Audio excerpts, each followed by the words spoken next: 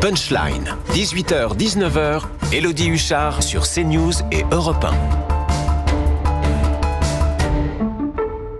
De retour sur les antennes de CNews et d'Europe 1 pour la dernière partie de Punchline. On va parler maintenant d'Anne Hidalgo, puisque le sénateur Francis Szpiner, sénateur de Paris, des Républicains, étrille sévèrement la maire de Paris. Il dit ceci: le succès des Jeux Olympiques repose, outre les performances de nos athlètes et l'enthousiasme de nos concitoyens, sur le quatuor patrimoine, sécurité, propreté et efficacité. C'est exactement ce qui pêche à Paris depuis maintenant trop d'années. Sabrina Medjeber, il fait de la politique. On est évidemment sur les guerres d'ego relativement classiques en ce qui concerne la ville de Paris.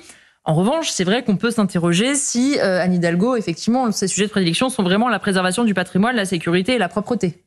Je suis entièrement d'accord avec le tweet, c'est très juste. Je ne crois pas, en tout cas de mon expérience, moi je ne suis pas dans les rouages de l'administration de la mairie de Paris, mais effectivement, on la voit, la décrépitude de la ville depuis quelques années, depuis que Madame Hidalgo est aux commandes. La ville est de plus en plus sale, elle est de plus en plus criminogène, elle est de plus en plus insécurisante et dénaturée aussi pour dénaturée, absolument, pour le patrimoine. Et preuve en est, c'est que lorsque les Jeux Olympiques ont été célébrés dans la ville de Paris, combien de femmes ont été heureuses d'avoir une présence policière assurée pendant 15 jours. Donc, Monsieur Szpiner a tout à fait raison lorsqu'il dit et lorsqu'il dénonce le manque de respect de Madame Hidalgo vis-à-vis de l'ordre public qu'elle est censée assurer au regard de ses fonctions. Effectivement, Marc Varnaud, la frustration des Parisiens ou des touristes qui viennent à Paris, c'est de se dire comment ça a pu marcher. Alors évidemment, il y avait une grande présence policière avec ça, mais on a pu rendre la ville propre et sécurisée. Pourquoi on n'est pas capable de le faire d'habitude ? Il y a une frustration, c'est-à-dire que nous, Parisiens, quand vous vivez à Paris, vous tolérez ça, et là vous vous dites pourquoi je suis obligé de tolérer ça alors que visiblement ça peut fonctionner autrement. Parce que pendant les Jeux Olympiques, c'était l'État, la région et le COJO, le comité des Jeux Olympiques, qui ont pris entre guillemets la main. Et que le vrai sujet, il est là. Le vrai sujet, c'est que si on veut vraiment être efficace dans la critique de Mme Hidalgo, il faudrait demander, par exemple, à revenir sur la décision absurde que M. Hollande a prise en 2017, qui était de redonner les prérogatives de la voirie à la mairie de Paris, alors qu'elles étaient avant gérées par la préfecture de police. Et donc ça, c'est des choses vraiment efficaces, parce que Mme Hidalgo, si vous voulez, elle peut gérer Paris de la façon dont elle le gère, parce qu'on lui en a donné les moyens. C'est-à-dire que ces moyens, ils sont où ? Premièrement, les mairies d'arrondissement n'ont pas de pouvoir. Or, l'unité de gestion d'une ville, c'est quand même, à l'échelle de Paris, un arrondissement. Oui. Or, tout est centralisé, et pour des raisons politiques, Mme Hidalgo ne veut pas décentraliser. La deuxième chose, c'est que, effectivement, la gestion, elle est vraiment pas brillante, c'est le moins qu'on puisse dire, mais que lorsque l'État a un enjeu fort et reprend les prérogatives, notamment en sécurité. Alors, il faut être tout à fait honnête, Madame Hidalgo, elle n'a pas 45 000 policiers à sa disposition toute l'année. Non, mais bien évidemment. Donc, il faut aussi relativiser les choses. C'est-à-dire que l'État a mis des moyens colossaux, exceptionnels, jamais vus pour ces Jeux Olympiques. On s'en est tous rendu compte. On avait 2 policiers par mètre à Paris. C'était le rêve absolu. Jamais on s'est senti autant en sécurité. Mais si l'État donnait ses moyens à la préfecture de police de Paris, ça serait comme ça toute l'année.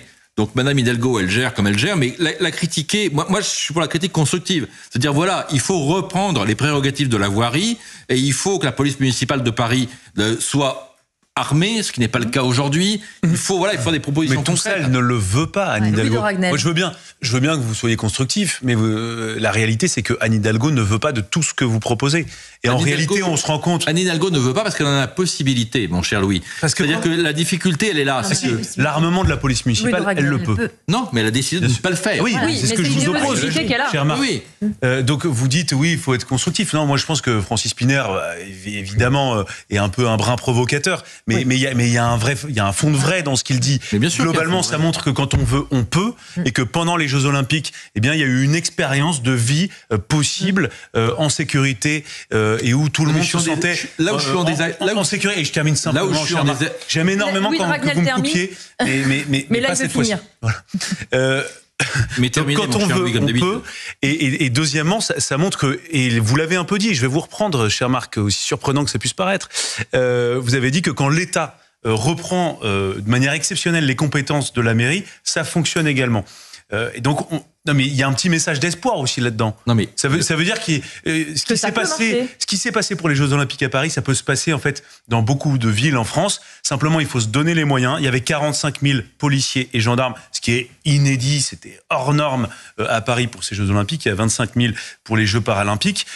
Et donc, c'est un encouragement pour les prochains ministres de l'Intérieur à, je pense, aussi recruter plus de policiers et de gendarmes. Je pense qu'il faut être parfaitement honnête. On ne peut pas comparer la gestion de la ville de Paris, de Anne Hidalgo, dans des critères idoines classiques avec les Jeux Olympiques. C'est-à-dire que n'importe quel maire de Paris, avec les moyens des Jeux Olympiques, réussirait à faire sans doute beaucoup mieux. C'est là où je pense que de critiquer en disant, vous voyez, quand on rajoute des milliards, quand on rajoute 45 000 policiers, ça se passe bien. Oui, d'accord, sauf que Paris n'a pas ces moyens-là habituellement. Paris, vous plaisantez ? Louis Dragnel. Ah non, pas du tout. Paris a les moyens d'assurer la sécurité. 45 000 policiers. Vous connaissez le budget ? Non, mais c'est un budget obèse, le budget de la mairie de Paris. Et non, mais je vous assure, il suffit simplement de regarder la sécurité où est publique fléché le budget de la à Paris. préfecture de police de Paris ne dépend pas de la mairie de Paris. Bien sûr, mais il y a une compétence de police municipale qui est à la main de la maire de Paris depuis quelques années. Il y a une compétence de police municipale de la mairie de Paris, absolument. La mairie de Paris a recruté 3500 policiers municipaux. En contrepartie, je vais vous donner un scoop, la préfecture de police de Paris a baissé les effectifs de police nationale, comme c'est le cas dans beaucoup de communes quand les maires décident de gonfler leur police municipale. Et donc on est sur un jeu à somme nulle. Et je vous ferai remarquer que habituellement, hors Jeux Olympiques, vous ne voyez plus un policier national ni un policier municipal dans les rues de Paris, à la circulation ou ailleurs. C'était plus vrai il y a 10 ans, c'est un peu moins vrai aujourd'hui. C'est totalement vrai aujourd'hui. Sur la police nationale, non. Il y a du bleu dans la rue. Il n'y en a plus. Amaury Bourlet, c'est vrai que la question, en fait, c'est l'équilibre. C'est-à-dire que se dire, ce qu'on a vécu pendant les Jeux Olympiques, comme le disait effectivement Marc Varnon, on ne peut pas comparer la gestion avant et pendant les Jeux Olympiques. Est-ce qu'on doit avoir une présence policière aussi forte en permanence comme des Jeux Olympiques ? Peut-être que la réponse est non, mais l'argument, ça serait peut-être de trouver un équilibre, de se dire, entre ce qu'on a connu avant les JO et pendant les JO, on peut trouver peut-être un moyen de mettre le curseur à peu près mieux, ce qui permettrait quand même d'avoir un peu plus de sécurité à Paris, notamment dans les lieux extrêmement touristiques. Quand on a vu quand le Champ de Mars était fermé à tout le monde, effectivement, c'est excessif, mais au moins, il n'y avait plus de problème. Oui, le problème, c'est que Anne Hidalgo, elle est prisonnière de son idéologie. Donc, il n'y a absolument rien à faire. On a transformé Paris pendant 2 semaines en village Potemkin. Alors, les transports, il n'y a pas eu de problème parce que d'abord, on a lâché 30 millions pour acheter la paix sociale à la RATP. Et puis, il n'y avait pas 15 millions de touristes. Et puis, d'ailleurs, les 3 quarts des Parisiens sont partis. Donc, il n'y avait eu aucun problème. D'ailleurs, on l'a pu le dire que Paris sans les Parisiens, ça marche mieux. Pour les transports, ça marche mieux, oui. Pour la propreté, on a mis des sureffectifs. Pour la convivialité aussi, mais c'est un autre sujet. Pour la propreté, on a multiplié les effectifs, évidemment, pour embellir la carte postale. On a vu le résultat. Et on a d'ailleurs plus vu croiser de surmulots, comme diraient les écolos de la mairie de Paris. C'est gentil d'être pas effectivement avec les rats. Voilà. Et pour la sécurité, en effet, on n'a pas. Et les clandestins aussi avaient été répartis, avaient été expulsés de Paris. Et on a chassé, dans les semaines qui ont précédé. On a chassé tous les clandestins. Oui, sans consultation avec eux-mêmes qu'on a totalement chassé sans rien leur demander, sans consultation avec les maires qui, notamment par exemple le maire d'Orléans, qui a dû les recevoir. Tous les migrants, tous les SDF, tous les mineurs isolés qu'on a chassés jusqu'à l'autre bout de la France, évidemment pour embellir. Ce qui montre bien que c'est un problème et qu'il faut le régler. Oui. Parce que si c'était pas un problème, en réalité, personne n'aurait demandé à ce qu'il. Et puis la sécurité, on l'a vu, on a mis 45 000 policiers dans les rues, donc évidemment, il n'y a eu aucun problème. Quant à la police municipale aujourd'hui, elle n'assume pas de mission de police. En réalité, ce sont des agents fiscaux qui servent à remplir les caisses de l'État qui sont vides, parce que c'est là aussi le scandale, c'est le double scandale, c'est la double peine pour les Parisiens. C'est-à-dire que non seulement la situation est absolument catastrophique dans la capitale, mais en plus, elle a réussi à doubler la dette de la ville, qui est passée de 5 à quasiment 10 milliards d'euros. Dans le même Figaro, il y a un an, il y avait un sondage qui a été fait sur le bilan d'Anne Hidalgo, et sur tous les items à peu près, elle est dans le rouge. Elle est entre 20 à 30% d'opinion positive, à l'exception de la vie culturelle où elle est à 73%. Mais le mode de scrutin va sans doute lui permettre elle a globalement, c'est très clair, elle a saccagé la ville de Paris, et malgré ses attaques contre tous les Parisiens qui la critiquent, elle voit systématiquement un néo-nazi d'ailleurs derrière tous les Parisiens qui osent critiquer de sa politique. Non, sa politique est foncièrement criminelle à l'endroit de la ville de Paris, de son patrimoine, de sa culture et de son histoire. Je voudrais qu'on regarde une autre citation de Francis Spinner, toujours évidemment à propos des Jeux Olympiques et d'Anne Hidalgo. On va entendre ensemble cette citation. Il a fallu attendre la triple tutelle de l'État, de la région et du COJO pour obtenir cette indispensable propreté que tout le monde demandait depuis des années. Alors Louis Dragnel, je vais être très naïve, donc c'est le signe que quand la mairie de Paris travaille, par exemple avec la région, au lieu de se taper dessus en permanence, ça peut marcher. Alors ça peut marcher. J'avais dit que je serais très naïve, Marc Varno, je fais exprès. Non, ça peut marcher. Après, il y a clairement aussi une question de volonté politique. Et donc, la maire de Paris a été très aidée. Elle n'a pas eu à prendre un certain nombre de décisions puisque c'est l'État central qui l'a pris à sa place, ou alors c'était la région ou encore la préfecture de police. Mais de fait, oui, je réponds un peu de la même manière par rapport à la question d'avant. C'est quand on veut, on peut, et là, c'est possible. Et moi, j'ai pas vu un petit doigt se lever pour dire que c'était pas bien. Alors, ceci étant, pour rentrer un peu dans la discussion pour être technique, l'organisation de la propreté à Paris est d'une absurdité totale. C'est-à-dire que contrairement à toutes les autres villes, comme je vous l'ai dit, c'est centralisé. Il y a 4 directions de la propreté. Une partie est sous-traitée. Les droits des agents sont absolument incroyables. Ils ont un droit à un certain nombre de jours d'absence pour maladie, donc forcément ils sont tous malades. La quantité de jours qui est autorisée est prise en charge à 100%. Et l'organisation du fonctionnement ne correspond à aucune autre ville.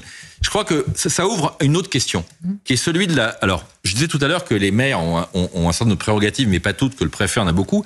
Je pense qu'il y a aussi peut-être le rôle de la Cour des comptes, qui aujourd'hui a un rôle qui est complètement consultatif, mais ce serait quand même peut-être bien que la Cour des comptes ait quand même son mot à dire quand on a des absurdités totales de gestion avec le produit de nos impôts qui sont pratiqués par certains maires. C'est-à-dire que on voit quand même des choses, notamment la gestion de la propreté à Paris, c'est quelque chose qui est purement scandaleux, il n'y a pas d'autre terme. C'est-à-dire que c'est n'importe quoi. Et je veux dire qu'un maire ait le droit de faire n'importe quoi avec l'argent des impôts des contribuables, je trouve ça complètement normal.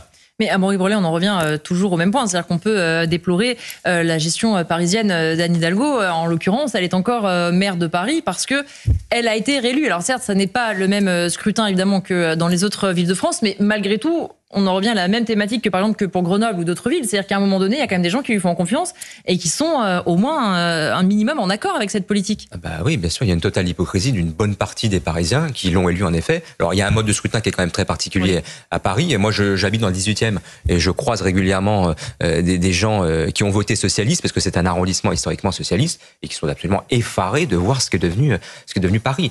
Mais elle a largement perdu en légitimité. D'ailleurs, elle a été élue avec des scores très très faibles, avec une abstention massive. Je rappelle qu'elle a quand même fait 1,7% au premier tour de la présidentielle en 2022, ce qui est le pire score dans l'histoire du Parti socialiste. Oui, et de très loin. Mais le pire, c'est qu'il est probable qu'elle soit à nouveau candidate à la prochaine élection. Mais quand on voit l'état de division du centre et du droit, il y a des chances qu'elle repasse. Bien sûr. Oui, de Ragnel. Parce qu'en fait, le mode de scrutin à la mairie de Paris fait que le plus petit dénominateur commun à gauche devient maire de Paris. Aujourd'hui, c'est ça la réalité électorale et politique à Paris. Et ensuite, le deuxième élément, c'est que certes, les Parisiens qui votent ont une responsabilité aussi dans les élus qu'ils ont décidé de choisir, mais de l'autre côté, on voit bien aussi que Anne Hidalgo a une volonté de chasser un certain nombre de Parisiens, de chasser les familles. En moyenne, je me souviens l'an dernier, ou il y a 2 ans, il y avait 10 000 élèves en moins d'une année sur l'autre. Donc les familles, clairement, ne sont plus les bienvenues à Paris. Il y a la guerre. C'est plus possible de se loger. Il y a la guerre qui est déclarée pour toutes les personnes qui ont des voitures un peu plus grandes que des Clio. Toutes les personnes d'ailleurs qui vivent, par exemple, en banlieue et qui veulent venir travailler à Paris. Exactement. Ce sont elles, en fait, qu'en sont les principales victimes. Et si vous avez le malheur d'avoir un moteur dans votre voiture, vous n'avez pas une voiture à pédale, eh bien, à ce moment-là, vous êtes taxé ou on vous empêche de vous déplacer ou d'accéder à Paris. Donc, il y a 2 leviers qui agissent sur ce phénomène. Donc, les électeurs, effectivement, qui continuent de voter pour ce projet politique alors qu'ils sont les premiers à s'en plaindre. Et deuxièmement, Anne Hidalgo qui accélère le départ des familles. Et d'ailleurs, il suffit de voir, vous regardez la géographie parisienne, les familles ne sont quasiment plus que dans l'ouest parisien, parce qu'il n'y a pas d'autres possibilités dans l'est, c'est soit trop cher, soit il y a très peu de services en fait pour les familles. Et in fine, les familles quittent définitivement Paris. C'est exactement. Moi, je pense aussi que Anne Hidalgo sera candidate à sa succession, parce que on a un élément qui est passé assez inaperçu. Mais Olivier Grégoire s'est présenté, qui est le premier adjoint, qui était supposé Emmanuel Grégoire. Olivier Grégoire. Qui était supposé succéder à Anne Hidalgo, il s'est présenté aux législatives. Donc, c'est un élément fort qui permet de bien comprendre qu'elle se représentera.